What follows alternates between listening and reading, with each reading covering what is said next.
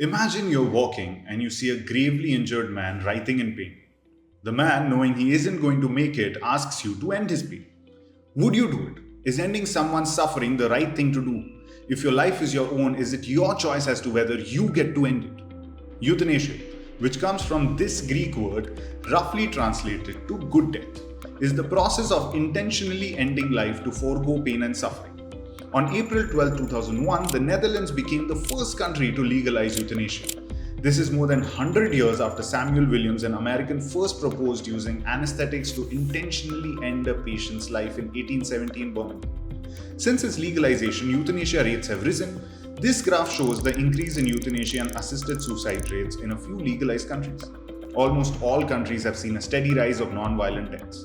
That really steep, dramatic line is Canada, who legalized euthanasia and assisted suicide in 2016, calling it medical assistance in dying.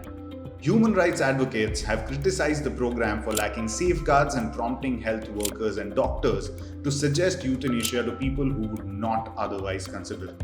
Is medical assistance in dying really a choice, or is it coercion? We're talking about assisted death. We're talking about choices made at a point in time when a person is profoundly vulnerable. According to the fourth annual report on MAID, there were 13,241 MAID deaths reported in Canada in 22. The most in the world, as Canada is a lot more liberal with who can receive MAID, and having a terminal illness is not a prerequisite. Which brings us back to the question, do we have the right to die when we want?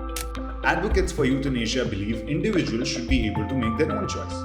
Only the individual really knows how they feel and how the physical and emotional pain of illness and prolonged death impacts their quality of life. It is more humane for a person with intractable suffering to be allowed to choose to end that suffering. It can also help to shorten the suffering of loved ones and save precious medical resources for those who want to live. The other side of the argument is that some patients that aren't fully fit to make that decision can easily be coerced into doing so. The possibility of a misdiagnosis or even guilt, where patients feel that they are a burden on resources and make that decision without thinking too clearly. There may even be occasions where a patient can make a miraculous recovery, an opportunity which will be robbed from them. In an ideal world, good palliative care can provide relief from suffering to patients and should be the answer in modern medicine. But at this moment, when there are illnesses that cannot be fully cured and palliative care cannot completely end the suffering of some, euthanization makes sense. In fact, it is something we already do without any qualms. If a beloved pet has intractable suffering, it is seen as an act of kindness to put it to sleep. Why should this kindness be denied to humans? In September 2021, Rosina Kamis, a 41-year-old woman from Malaysia, was euthanized in Canada.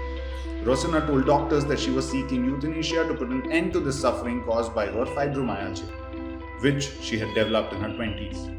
Yet, in conversations with her friends and in dozens of emails and phone calls, she made it very clear that she was actually seeking death as an escape from the poverty and isolation she faced in her day-to-day life. I know how it is to suffer so greatly that life is not worth living anymore.